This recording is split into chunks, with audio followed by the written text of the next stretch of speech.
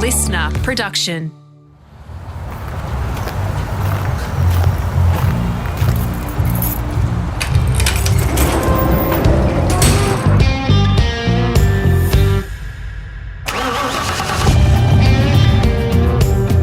G'day, it's Rusty here, all set for part 2 of my podcast with expat Aussie racer Will Power. Now, if you haven't already, you should check out part 1, the early years, why they breed them tough in Toowoomba, how racing runs in the Power family, and the often uncertain road he walked for many years trying to get a break. It's easy to find in our library, and it's all set for you to hit the start button on right now. You'll enjoy the discussion coming up here in part 2 around his historic win at the Indy 500. There's also a spine-chilling recollection of a huge crash at Las Vegas back in 2011. It left me speechless. And what it's like to drive for the captain, Roger Penske. We launch back into things, beginning this second part by reliving that very first test, that first experience in a champ car, and just how removed it was from the F1 ride. Yeah, well, it's definitely a different machine to the Formula One as far as you'd certainly move it around a lot more and more of a beastie, obviously a heavier car. That car I tested in particular was an understeering car. It was a Reynard, and Walker was changing literally straight after that to go to the Lola, which is a much better car.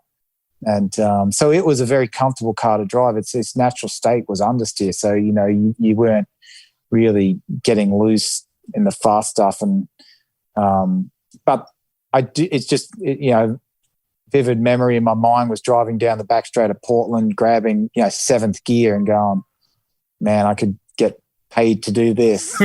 Like, it's seriously fast, and just kept going because of the turbo. And it's like a lot of power and, just an awesome machine.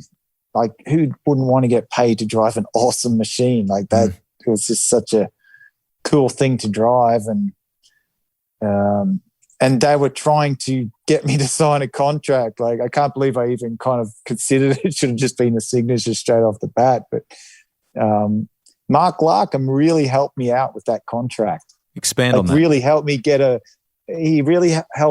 a good paycheck for my first season in my first contract. The first contract, the way it was structured, I ended up making really good money for the first 2 years of Champ Car. It was all Mark Larkham. He helped me out. I'm pretty sure he's the one that spoke to Craig Gore and said, this is what this driver should be paid. And, Craig, he's kind of like, yep, whatever. And Derek Walker's like, whoa, hang on. But he was the deal. And, I didn't get paid at all as things went through, but I didn't care. It was still good money to drive, like, for what I got paid. And, it was lucky to have Mark. Like, Mark, he was very good. Very appreciative of what he did for me there. And I still talk to him at that point, every few months anyway, because I drove the B8 supercar with him. Yeah. He was somewhat of a mentor, you could say. Definitely. And that was kind of my next question about, you've driven the supercar. Was that something that was potentially on the horizon like Will Davison, or were you just going to absolutely hook into this US dream? And maybe in later time now, mate, is there a want to perhaps do some more supercar racing again one day? There's certainly a want to come back and do Bathurst or do the endurance races, but particularly Bathurst. It's just so hard with the schedule. But at that point, I was absolutely focused on America. Being in Champ Car. I mean, I had a contract, so there was no thought of V8 supercar then. I always had at that point kept an eye on it because your career is so unsure a lot of the time. But I had a contract, but there would be times when the funding would dry up for a while and it was unsure whether we'd make this race. I just remember going through that with Derek Walker. So you always had in the back of your mind that fallback plan to potentially come back to Australia and then race V8s. But that actually came at the end of 2008 when the two series merged back together. That was my third year in America. I did the 2 years in the Champ Car. Second year was quite successful, very fast, got like 6 poles and a lot of front row, starting on the front row, a couple of wins. And then looking really forward to the next season, the series rejoined. And then obviously out of that, there was some teams that disappeared, and one of them was Walker Racing. And Craig then did a deal with Kevin Kalkova and Craig Gore to have Team Australia with KV Racing. So I did a year there, and it was a lot of ovals, and I really did not like the mile-and-a-half ovals. It's just wide open. I felt like it didn't require much talent, and it was very high speed and unnerving, inches apart. Didn't like it, and didn't do very well that year. I won Long Beach Grand Prix for the final in 2008 for the final race of Champ Car, but for the rest of that season, with the speed that I had on road courses, I really had a bad season. It really was a bad season, and it pretty much summed it up and finished up at Gold Coast while qualifying on pole, leading by a chunk, and then nicking the inside of that wall and pulling a chunk out of the rim, and the tire deflated and went in the wall.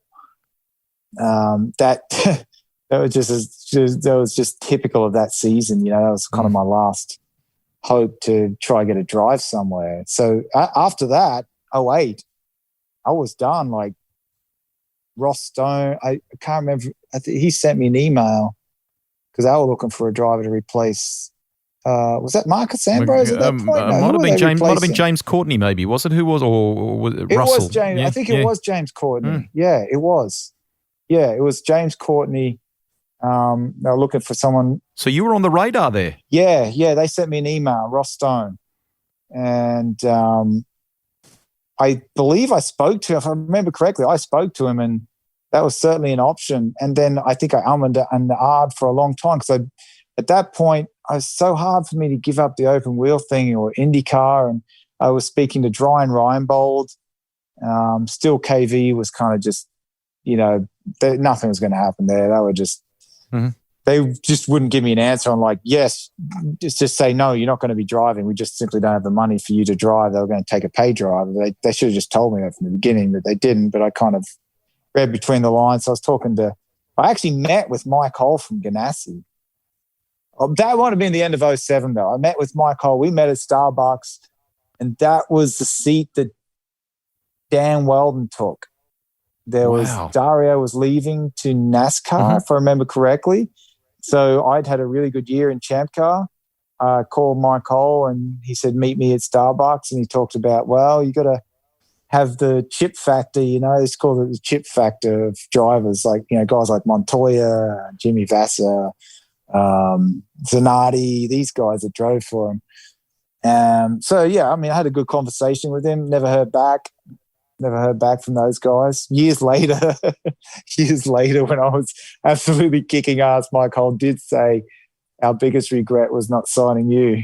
That was like 2011, I reckon, like after 10-11 or 9-10-11 when I'd done really well for Penske. But I did meet with those guys at the end of 2007 when we weren't sure. I think it was when it was looking like Champ Car might merge or whatever. But so I did, and I had a conversation with Ross Stone at the end of 2008 to potentially drive that car that year. But the biggest thing that happened in that season was I had actually signed a contract with A1GP, and my wife had told me, do not sign that contract. What if Penske or Ganassi have a ride at the end of 2008, right? Like I had a horrible year. Yeah. And I was done. Like I had no ride. And I said, that will never happen. There is not going to be a seat with Penske or Ganassi, Liz. You're crazy. And I signed the contract under great stress because of the fighting me and my wife had over it. And then I think I was staying at Kalkoven's, and I think I called them because my wife had just convinced me so much. I called them and said, I want out of the contract. I don't want it. And I got Derek Walker to get me out of it. On a whim, with nothing necessarily. No, it was just so much stress for me that I'd had with me and my wife going back and forth, me telling her, you're crazy. There's nothing in IndyCar. I can't, how's Ganassi or Penske going to have a ride? Like, this is just not going to happen. And then bloody, I get out of that A1 GP contract and I actually said to her, I said, if I end up with nothing, I don't know what's going to happen. You'll never hear the end of it. I can't remember what I said. It was along the lines of like, I will never forgive you. And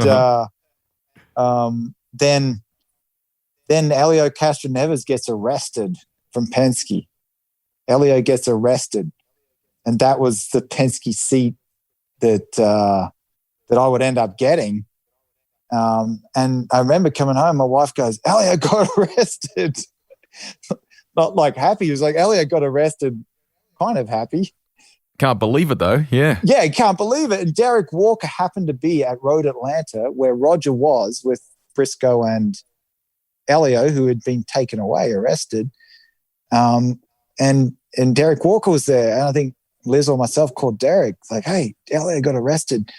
And I said, go see Roger, because Derek Walker knows Roger very well. Derek Walker used to run Penske Racing. And he went and saw Roger. And then goes, oh, yeah, yep.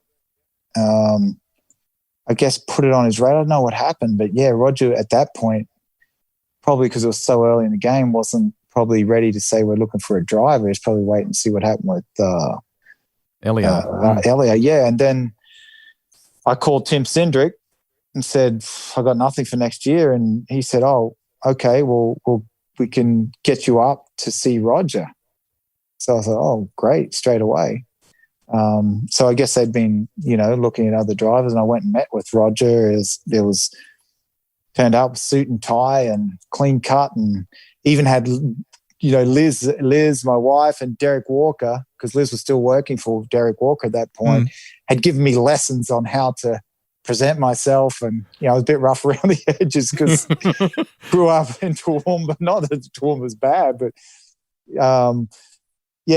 turned up suit and tie, ready to go, resumes, nervous as hell when I got there. Sat down, Tim Cindric, Bud Danker, who's, Roger's right-hand man, and Roger. Oh, man. And I just was terrible in the interview. I really was terrible. In what way? I was so nervous. I couldn't, like Tim Cindric said in an interview years later, it's like he was a robot. I just answered their questions, and, they said, we'll pay you this much for 6 races if you do it. And I said, oh, yeah, that's very fair. I think they were happy that I said that's very fair, because it was. It was pretty good. Like, it was, what a deal. Drive for Penske for, only do some testing. Yeah, it was, I think it was like $250,000. And I was like, yep, very good deal. That was to do however many races to fill in for, and if I kept going, it'd be a different number. But and I thought I blew the interview. Wow, I really did. I went. I was like, man, I was so nervous. I even told Tim after the interview, we was just sitting in the conference room, so now I was really nervous, and just had a conversation. I think Tim was just trying to get a feel for what sort of person I was. I don't think he, that's how Tim is. He really likes to know the personality of the driver. Roger really looks at performance and kind of, he doesn't care much about so much as you might think about presentation. He likes a driver that kicks ass. He really does. That's why I had guys like Paul Tracy for a long time. And even though Paul, he had lots of incidents and, was sometimes, a bit abrasive, you could say, but Roger likes just a driver that gets in and kicks ass. That's what he likes. Tim really, obviously he's running the team, so presentation and how you speak and such, or just getting a kind of taste for your personality, that's what he likes. So I don't know how they picked me, but Roger told me that Cindric was going for Justin Wilson, and he was going. I don't know whether that's 100% true. I think Roger was just giving Tim a hard time, but Tim called Derek Walker to say we couldn't really get a read on Will because they thought they didn't know that Derek had been giving me lessons on talking or any of this, or Derek had anything to do with it. Yep. They just knew that I drove for Derek, Derek worked for Roger, so Tim thought, I'll give Derek a call and see what Will's all about. And Derek, gave him the full sum up. And fantastic. Yeah, and I thought I never heard from him. It was really like, I remember Liz and I actually went to Disney World and was walking around. I was a bit miserable. I'm like, oh man, I just, because I so badly wanted that. I just so badly wanted that seat because I knew I could do a good job. I thought the year before in 08 was just such a bad year. It didn't show what I could do. And I felt like, man, if they could just give me a shot. And then the night before I was leaving for Australia, they called and my wife's asleep on the couch. I get the call. I was like, hello. It's like, Will, it's Tim Cindric and Roger Penske here. I'm calling to tell you we want to give you the ride. I was like, and I talked kind of down. I didn't sound too excited. I was like, oh, yeah, that's great. I'm like clicking at Liz. Like, it's fucking, it's like, it's right. Like, I was just blown away. Like, what an amazing present to go home with because I'd spent so many Christmases, like just about every Christmas, wondering what the hell I'd be doing the next year. This time I knew. They told me, and you'd start testing and, you'd do the first race or do whatever until Elio gets back. Maybe it was only one tester. I don't know, but I had a foot in the door anyway. As I talk to you now, the Will Power I know as a young man is very different to the character we talk to now, but still true to your roots and who you are. What I'm trying to say is that I guess the surety of working for someone like Roger, the fact that you had cracked it with a big team, was that a relief off your shoulders? Okay, there was still things that needed to be ticked from a championship and ultimately an Indy 500 point of view, but that's such a big endorsement for you, mate. Oh, man, huge relief. It really was. A team that you weren't, because, it wasn't all smooth sailing with Team Australia and it wasn't always sure that we'd be able to continue on and, whether you get paid and, sponsorship was tough. Roger, it's there. Like, he just has to say it and you're there. I just remember feeling so good over Christmas, just having that contract and something great to aim for, You're getting a chance to test with Penske. And potentially race, because at that point you weren't guaranteed anything. It was all based on what happened with Elio Castroneves in his trial. So it was a huge relief. It really was. And not only because you're getting the ride, but also, let's say I only did get a test or two. They chose me and other teams would see that. So I reckon that I would have been thinking like, if I end up not getting the ride and Elio comes back, other teams would look at that and go, well, Penske picked him, so maybe we should give him a try. So, it was just a big relief in that respect. And you were going to get paid again too. But, funnily enough, when I did my first test for those guys, it was a disaster. It really was. Why? They had there's something wrong with the master cylinders and the car was really not easy to drive. It was really... My KV car was better than that car at that point, felt better that I was used to. And being someone, just new to such a team with such a history, you couldn't tell them you probably shouldn't be trimmed out today. It was at Sebring. They trimmed out and there's no rubber down. It's just bloody hard to drive. And I didn't like the steering wheel position. The seat wasn't right. And the brakes, I flat spotted the first set of tires I went out on because I went to hit the brake and they had a really soft brake pedal where I was used to a big master cylinder, which makes you have to push a lot more force to get the brake pressure in the KV car. So I went to the first time I went to brake hard, 4 tires flat spotted, hit it that hard. So they kind of gave me you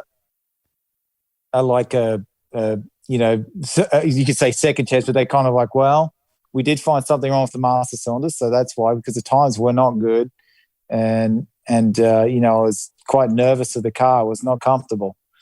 It was very unforgiving. The next test was at Homestead, and it was an oval, and you're thinking, I've done a year with KV and we didn't know anything about ovals. And the last oval mile and a half, I got the hang of it and really enjoyed it and finished fourth. So this should be easy. Mm-hmm. The car was so nasty to drive. It was really uncomfortable. Like I didn't even go, like at that point, going wide open was just quite easy in those cars. I couldn't go wide open. And I was so uncomfortable. I asked Briscoe, like, hey, man, and I asked the team, can Briscoe drive my car? Because he just went out and was wide open, no problem. And he even said to me, he goes, yeah, man, just because they're Penske cars, it doesn't mean they feel solid. Like they might be fast, but they might not feel good. Mm-hmm. Because they're very unnerving. The rear was just moving around, which is very unnerving on a super speedway because it's such a high speed. And these cars they were very unforgiving. Just the way they'd snap and lose their downforce and you'd hit the wall. And the last thing you wanted to do, your second test with Penske, was wall the thing. So I got Briscoe to jump in. He went in and went flat. So, it made me look even worse. Like Ryan just jumped in. It's like, yeah, no, it's fine. Like he had he was, very used to that and comfortable with it, I guess, and was just able to do it. And I just had a bad test, and I was sick too. I had a bad cold. I didn't tell the team that. It was like kind of feverish, and Tim called Roger after that test and said, Roger, I don't think this is our guy. It's just really this isn't like I think they were. I don't know how. I think it was up to Tim. They probably would have said go, but I don't know it would have been a conversation between Roger and Tim, and probably said, well, we said we'd give him the testing. Let's go and see how he does at Barber. And then finally at Barber, I was half second clear of the field. Finally, got everything right. The car was right. The setup felt really good, and went and tested and was P1 legitimately, like where, it was the first time I felt very comfortable in the car. And then, Roger called me and said, congratulations on winning the test type thing. So, he was like thinking, okay, we'll continue with this guy, I guess. Just being in the framework, I mean, to drive for an automotive icon, huge. The resources, the people, the professionalism, I mean, relative to anything else you'd done, I mean, this was seriously next level, wasn't it? It was. When you go to the workshop and you see the size of it the first time, you see the carbon shop, they have a wind tunnel. I think I went to wind tunnel. They have an engine shop. They were actually in different premises, but next level in every way, including how many suits you get for the season or how many helmets you get for the season. Just things that when you were coming up, through Europe, through Formula Ford, you'd have the same suit and gloves for 2-3 years, same helmet. You just dream of having multiple helmets and multiple suits, and you would see some of those rich kids that came up had 2 suits for the weekend. That never happened for me. So just down to those details, like in every way, it's just so professional, so well presented, so just everything. The attire, the deal they had with Hugo Boss, all that stuff. It's just you'd actually. They had a deal with Hugo Boss. You get 10 grand's worth of Hugo Boss. You just go into the store with a card, and you could always see Elio still got closets full of Hugo Boss stuff because he had so many years with Penske. But they were just a next level operation with the best stuff. I mean, it was not to mention the legends that had been there as well. Yeah, I mean, it's just such a dream come true for a driver. Like it really is. I mean. And you actually got to keep remembering that as you go along. You got to remember your situation because not many people get that opportunity where you get a car and a team provides you a car that can win week in, week out, the potential to win and win championships and Indy 500 and this sort of thing. I mean, you got to remember that before if you ever get a bit petty about something. You got to know that you're in a very unique and good situation. From the success of that Barber test, what was the point?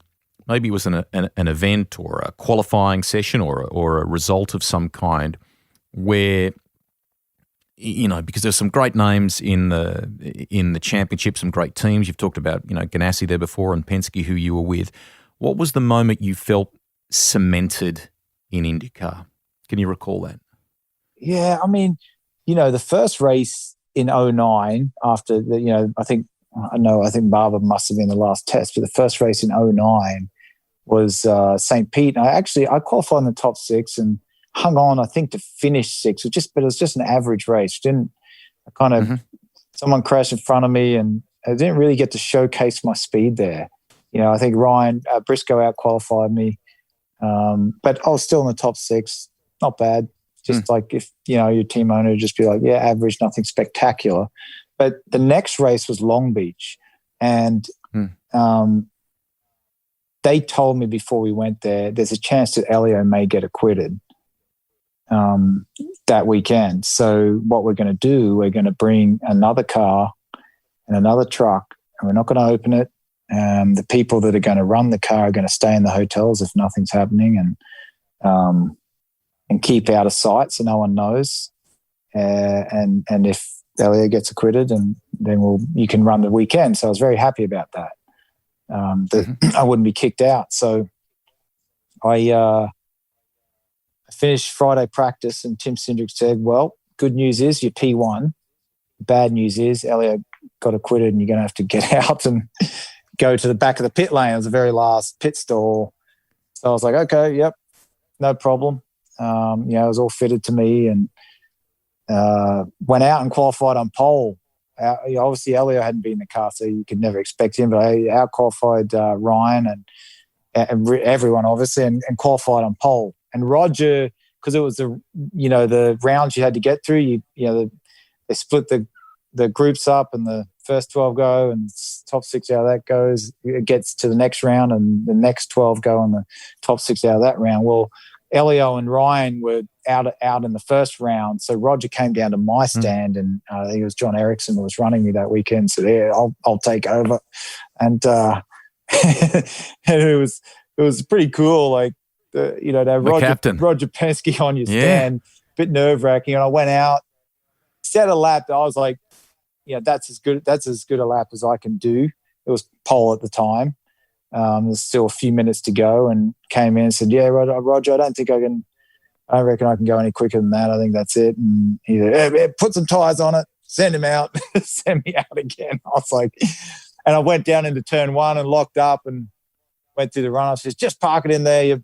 Just wait till the session's over. And we came in, and once the session was over, came in the pits. He goes, yep, all right, pole position, good job.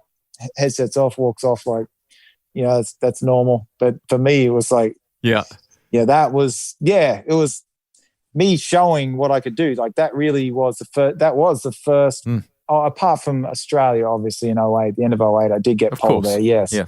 But it backed up that speed that I'd shown there, and backed up some of the speed I'd shown that year before. And that race, we actually, we started on pole, but they forgot to connect the radio. So I spent the whole day just saving fuel, not knowing the strategy, and finished second, easy second, but could have easily won that, easily driven away and won that. I was really, really conservative. But, Dario won, and second was good enough, and I was the highest in the team. And I think at that point they committed to Indianapolis. It was after Indy, he said, we'll give you another 6 races. So, yeah, it just kind of went from there. But it really came down to performing at the time, though.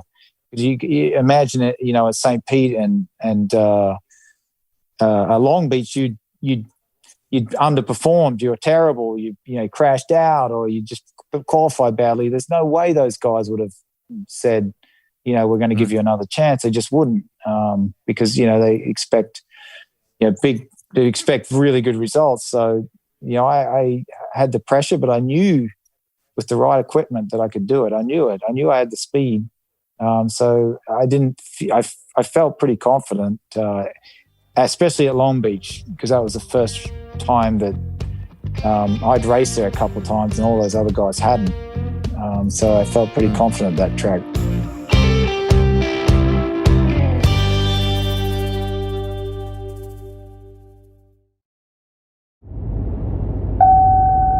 What happened to Champ Car? In 2008, Champ Car was bought by IndyCar and the series were merged. Although it is gone, it's definitely not forgotten.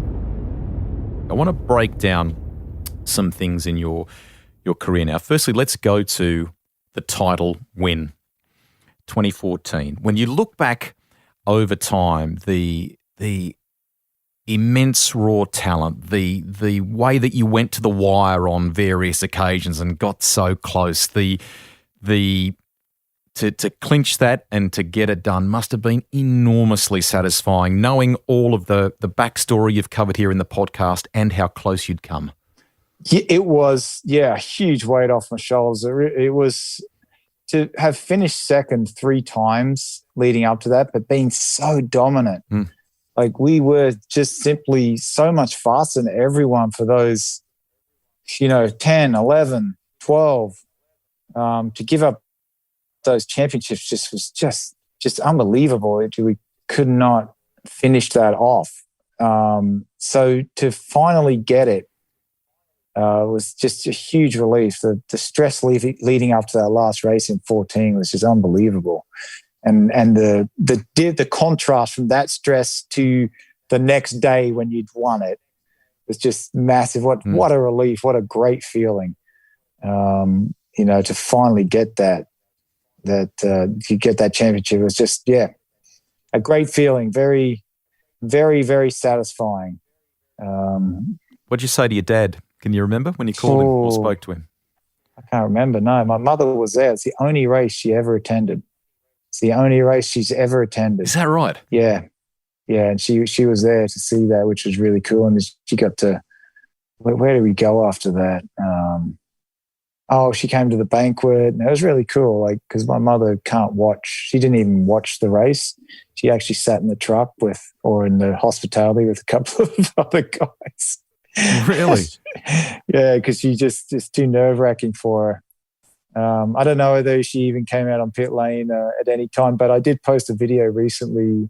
I might have been on my personal Facebook of my mother there at the celebration. It was really, really cool to have my mum there. And definitely in 18, when I won the 500, my brother had just decided to come. Like, my family really don't come to really any races, and he came to that race of all races. So it's pretty cool to have a family member there, which just hasn't been for me. That is, you've gone to that next part of the discussion here, winning the greatest spectacle in motor racing. First Aussie to do it, 100-odd year history of the race. That is mighty. That will go down as the best racing day of my life. It really will. Like, I will remember that so clearly forever. And as I envisioned it beforehand, visualized it, was exactly the day I expected. Very perfectly clear, it was a hot, warm day, full crowd. And even I'd envisioned crossing that finish line and going into victory lane. Yeah, it was, man. And, you just so badly want to do that again. Such an event. There's nothing like, there's 300,000 people in one place. It's just it's such an event with so much history that I didn't appreciate until later in my career. I didn't appreciate the first couple of years I did it, or first few years. I really didn't appreciate it. Appreciate the history and the significance of that race, or didn't realize the significance of it. So it certainly built on me over the years. And then when I continually didn't win it, if you ever see the victory lane, the expression on my face is certainly every emotion you can imagine, even anger in there, because that was a question I got for so long, with how many races I'd won over that decade. Most of anyone, but not that race.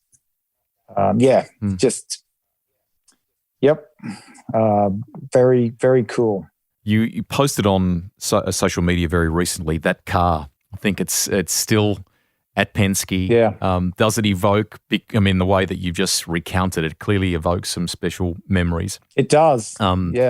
describe it, what it was like to drive, because to the uninitiated, the motorsport followers of the podcast will know. But I think Dario said to me in a chat we had that, I mean, the technical nature of racing at Indianapolis, the untrained eye looks at it and thinks, how hard can it be? Yeah. But it is every bit that and more, isn't it?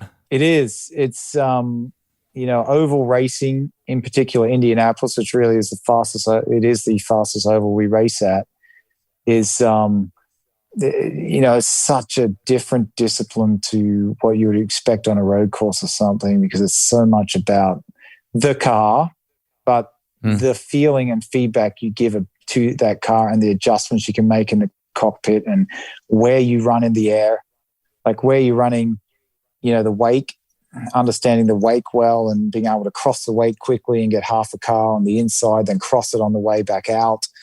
And the closer you get to the wake, the more constant the air is. There's less buffeting, and just so much, like, there's so much feel through the hands. Like, it's so nuts. It looks like you're just driving so slow, but you're just feeling the little pressure points, that footprint that is a grab. You know what I mean? You just release a little bit of pressure. It's almost pressure. Rick Mears would talk about that a lot, that sort of thing. And it took me years to actually, until later in my career when I started winning ovals, that I got really good at that feel and understood exactly what Rick had told me years before. Which is just constantly being ahead of the car, understanding where the car's at. I would say for anyone that hadn't raced ovals, any race car driver, it's a very uncomfortable feeling at first because it's you don't feel the limit. Like when I first did my rookie orientation test there, you're getting up to speed and you're just doing 190 and you're like, am I on the limit? You don't know because you don't want to push over the limit because that means hitting the wall. So it's takes quite a while to get good at ovals, the whole package, let's say. You can go out and be fast, very quickly in a good car, which you'll see rookies do, but then you'll see them get caught out. They always get caught out. I watched, it was Felix Rosenquist. I can't remember, it was last year or the year before. I think it was the year before his rookie year.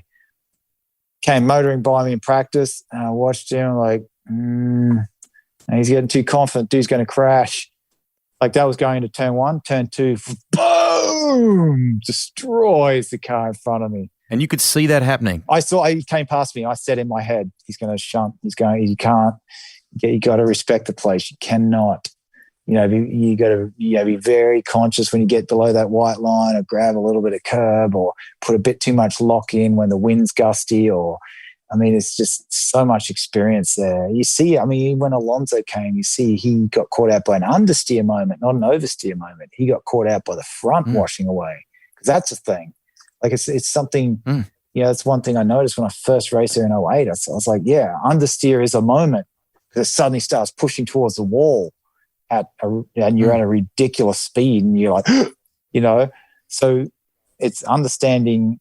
It just comes down to experience. It really does. You cannot teach someone that to be good on an oval. And when you've got a bad car on oval, it's the worst day of your life. It just sucks. But when you've got a good car, it's just amazing. But you get so good at making a good car and staying on top of the tools and understanding what you need in the stop. And that's there's just so much to it that you wouldn't believe. It's equally as much to it in discipline as there is on a road course, although on a road course the driver can make a bigger difference. But in a funny way, on an oval the driver makes almost as big a difference, but by feedback and adjustments and that sort of thing. You're not going to drive through a bad car simply. If your car's bad, it doesn't matter who you are, you will not be fast. So it comes down to making a good car and understanding what makes a good car.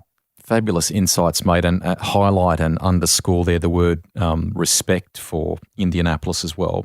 It's a game that is as dangerous as it is exhilarating. There are some well-documented crashes over time. Your book, which I would implore listeners to go and find and read, it's called The Sheer Force of Willpower. You open up on October 16, 2011 there, that massive crash at Vegas. You were left with broken vertebra, half the field wrecked at 220 mile an hour or something or other. And I mean, that was, how do you compartmentalize a day like that, you know? You know, I dreaded that day going there. I really did. I dreaded that style of racing. And I had preached for those 2 years once I became, you know, a regular winner, that we shouldn't be racing this way. It's just insane. Why are we racing this way? It requires zero talent. You know, people are up there that don't deserve to be up there just because their car's fast, and it requires less talent and more balls. I couldn't stand that. You know, and it's just, we shouldn't have been racing there. 33, 34 cars on a super speedway is just, after practice, you just realize this is going to be the most insane pack race. And what happens in a pack race is, you know, you get 2 or 3 wide at the front, and then the guy behind, there's 2 or 3 deep. You can't back off. You can't go forward. You can't move sideways. I mean, it's insane. You feel trapped at 220 mile an hour. You know, what's that in Ks? You know, 350 kilometers per hour. Inches apart. Like, I remember that I fell back quickly because I set the car way too loose. I was actually going for the championship there with Dario. I was just like, you know, having moments constantly. So just all the way back, you know, Weldon went past me, and, you know, a bunch of guys went past. And you're so engaged because it's so insane seeing, you know, let's say 25 cars in front of you. Then you see little puffs of smoke, and you lift, like, you're like, oh, it's going to be a crash because people touching wheels. Yeah. You see smoke, and then the Weldon incident. You know, you're always looking ahead for smoke. See smoke, and I'm like, lift, no, it's all right, no smoke. And then see big smoke because they touched, and then he's collecting, and then I think it was Hinchcliffe and Wade Cunningham, big smoke, and then all hell breaks loose. Like, it's just insane. The crash that like ensued after that. And I went flying up. I'm like, oh, I'm going to catch fence severe. Touchdown, I land on top of another car, massive shunt, sliding. Then I come sliding to a stop. And the car, as I'm sliding, another car slides in front of me. And I just thought went past my head from what I saw, because the visor was missing off this, it was Weldon helmet. And I immediately, like, I don't know why, I just said someone was killed in this accident. Straight away. I just immediately thought that. I don't know why I said that, or it was just the percentage chances that we had been taking for so long that it's just inevitable. But that was a thought that went in my head. And as I sat there looking at the guy in front of me, not knowing who it was at the time, and I get really screwed up when I talk about it. But I watched him pull him out, and you know, it's just. And I actually didn't move because I knew I broke my back again. And Paul Tracy came over and said, you know, you should get out. Your car's on fire, man. So I got out. Well, I just told the guys, the group was standing, obviously a big group, something crashed out. I said, basically just said, whoever's in that car is dead. I said that. Man. Because I could see it, the horrible, anyway. But, then we went back to the medical center, which is even a worse scene. Just a terrible, you know, we all went to the medical center, and obviously there were, Dan was in there. Paul Tracy protected you a little bit too, didn't he, mate? He asked you not to look at some things or tried to. He said, he told me, you don't need to look at that, like, because as they wheeled him in. Man, it's just a PTSD, I guess, when you think about it. And I walked out in the waiting room, saw my wife, and actually saw Susie coming in. I saw Susie there. Went to the hospital for my back, and kept asking, like, how's Dan? And the nurse, the IndyCar nurse, wouldn't tell me. And, how's Dan? What's going on? Then my wife said, sorry, well, I don't think Dan made it. which was just nuts, just surreal to me. And then when we got discharged from the hospital, I actually was just leaving and ended up in the elevator with Susie, who was leaving the hospital as well, Susie Weldon. And, obviously it was like, I can't even remember what I said. I was just, so sorry for, for what she would have to go through. Nasty situation, man. Like a very nasty situation that I had kind of just pleaded for us to stop racing this way for, the few years that I had been there, because I just thought it was so crazy that we did that. In a funny way that, though, you got used to it and I guess I could say, when you had a good car, you enjoyed it. Like when you had a chance. So, I had some intense epic races. Actually, one was with Dan Weldon at Chicagoland, which was like Vegas, just wide open, stacked deep. And I made my way to the front and was just side drafting inches off him for like, an hour and a half, just inches, like just squeezing him down. And that's how you would race. And you're so engaged. It's insane. Because, you're mentally engaged, because it's such an insane thing to be doing at that speed with open wheels. If you touch just a bit, and it's just a massive crash, as you saw in Vegas. So if it had been safe, you probably would have somewhat enjoyed it, but you just know in your mind that it can be, I did the math in my head. That every 4 years a driver was killed, and every single year a driver was seriously injured in that series. I would do the math in my head. Then I'd say things to convince myself that it was all right. Like, well, you got to add into that percentage chance that you're in a good team, so you run further at the front, so you're less chance to get caught up in the accident. You play these sort of games in your mind to justify that you will get back in that car and race. That's particularly after you've seen, someone killed. And then after 15, two people you knew killed, Justin Wilson and Dan. You just, man, like it was.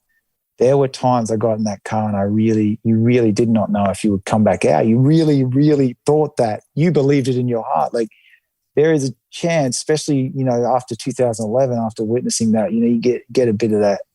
I guess you call it PTSD, but getting in that car and knowing like what the consequences could be, you had that thought, like you would get in thinking that. It's just crazy, but you would. But then once, everything started rolling, you'd go on with your thing. But caused me a lot of anxiety over a long time, a long period, racing in that way, because I loved open wheel racing. Obviously loved road course racing. I was driving for the best team, but I had this thing, which was having to race on high bank super speedways with this formula of pack racing, which I would just have loved not to have done. I would have loved to have just a road course series at that point. But it got better, and I ended up loving ovals, and really to the point where I was winning more ovals than road courses. So that's when they took the downforce away and they put the driver back in it. So it was let's say I had a lot of anxiety in those years, a lot of anxiety about that, a lot of thought of, I hate to say it, but thought of death. Wow. And actually kind of got comfortable with it, because you kind of would make things up in your head like, oh, well, like life isn't that long anyway. I've experienced 30 odd years of it. And so justified in your mind you were always trying to justify it because you had such a good job. You had such a good job. It was so hard. Like if you weren't getting paid and it was not a good job, like clearly you wouldn't do it, because you knew the risk and it wasn't that fun for you, like the pack racing for me. But, it was this cool job with these road courses in cars I love to drive, and something a discipline I've worked on all my life. But you have to do this, which is extremely dangerous. You've seen a couple of friends killed. that played on my mind, and I don't know how many other drivers was thinking in that way or how that was for them, but it certainly was for me. But I got in and did it. I got in and I would still race hard and well. I got in and did it. I would shut it out. Yeah, you're to be credited there for sharing. Thank you. And maybe talking about it like that is actually quite good tonic in the way that you've been able to move forward. Clearly, getting on with it, winning the Indy 500 and things like that has been good for you as well, mate. Can we touch on a couple of things to finish here, because it's been a fascinating recount. It's a game of rivalries too. So what has it been like with, like I imagine time, I think Dario, when he spoke to me, talked about the fact that, you guys, it was intense between you guys there, and, perhaps mind games and sight games. But now in his post-race career, you guys have a better relationship, don't you? Oh, absolutely. Yeah. When I raced Dario, he was kind of towards the end of his career. And so he was the experienced driver. And probably, I was certainly quicker than him on road courses. And he was certainly more experienced and better than me on ovals. And, so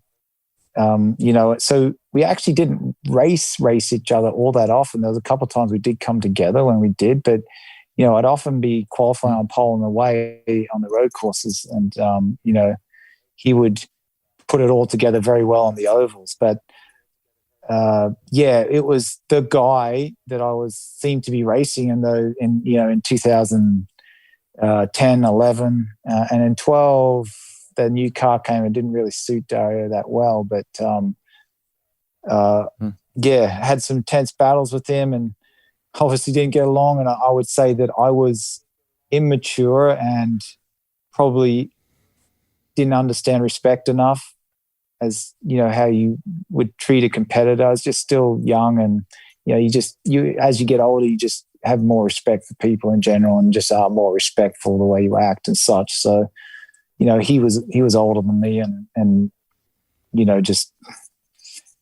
we get on well now. We really do. And, I have tremendous respect for everything he did in the sport. To win 4 championships and 3 Indy 500s is amazing. He's a legend of the sport, and I feel privileged to have got to race him hard and battle him in championships. So, just all good stuff. All good rivalries. Yeah. We know you've got another championship in you. We know that you've absolutely got the speed, the commitment to hopefully win another Indy 500 as well. As we chat to you, you are weeks out from turning, I think, the big 4-0. Am I right? Is the 40th birthday on the approach? So you kind of, you're at an age and stage in life where you've ticked a number of boxes, but what does the immediate future hold for Will Power? I am as fast as I ever have been. I'm very, obviously very experienced now and know what I need from the car. And I have the fire burning as strong as ever.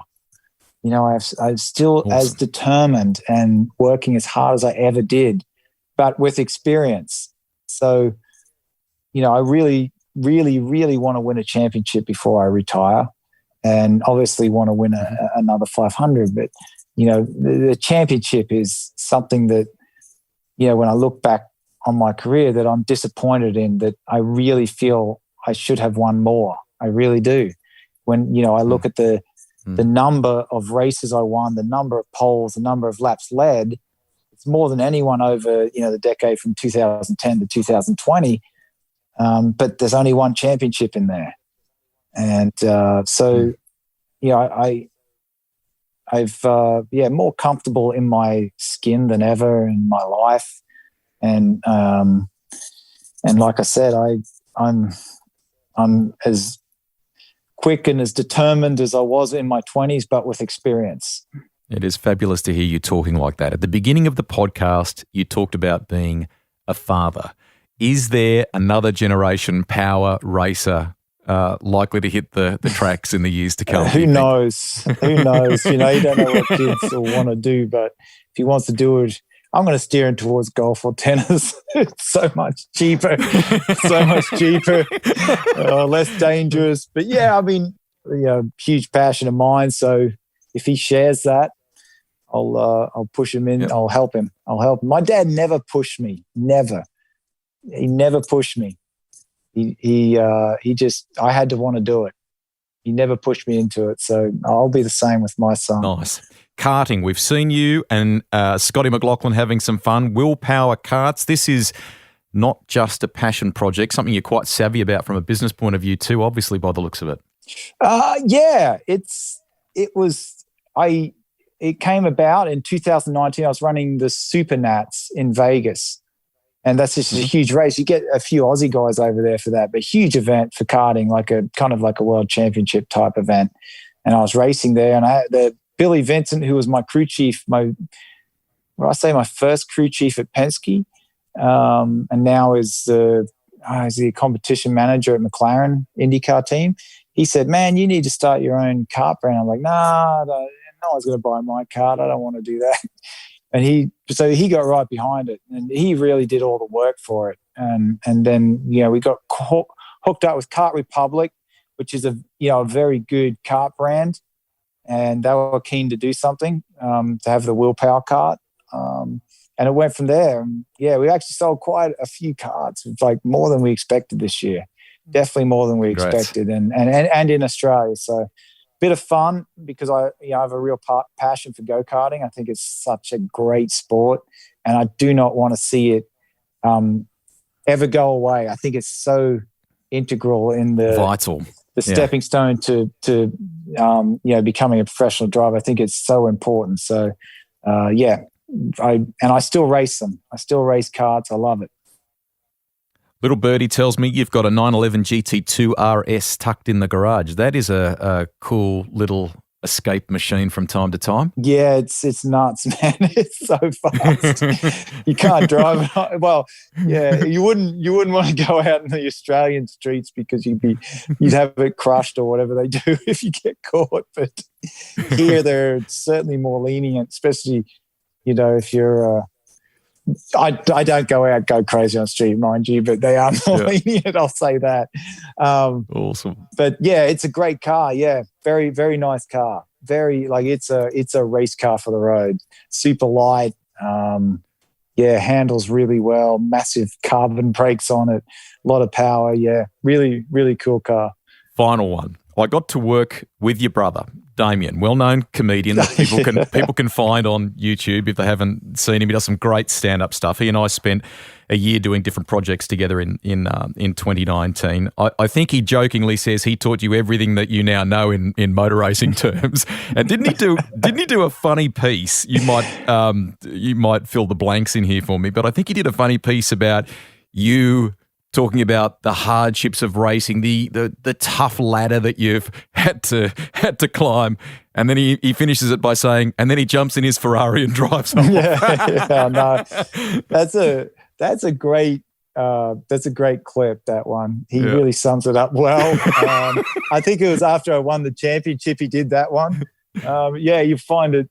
It's there on YouTube in one of his videos. It's pretty funny. I actually really like that clip. He certainly is. Yeah, it's about true. Well, when you think about a comedian, like they have a similar life to a race car driver. Like these dudes live on couches. They work their ass off for years to try get a gig. To get a kind of TV spot or some comedy show or maybe some acting work. So that's him. That's him. He's been living on couch. He's actually He wrote a TV series and he got picked up by HBO, and he's been working with the director in excellent in Hollywood. So and then it obviously has to go through many stages, and then they do the pilot and yada yada. So it's a lot of hard work, but he does a lot of writing now. But yeah, when I look at his career, it's similar the way those guys. I mean, it's like that in every discipline. But yeah, it's funny. I certainly had plenty of laughs with him in 2019. It has been, we've spoken for a couple of hours here, and we're immensely grateful for that. thank you so much for the walk down memory lane, and from everybody here, congratulations on what you've achieved. Some amazing records there. We know there's more good stuff to come. Go and enjoy it and have a fabulous season. Thank you. Yeah, awesome. Thank you. Appreciate that. I really do. It was really, really great chat. Thank you.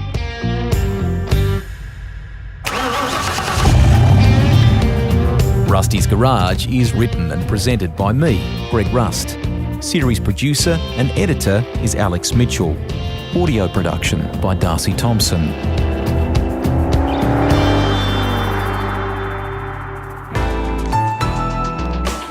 Listener.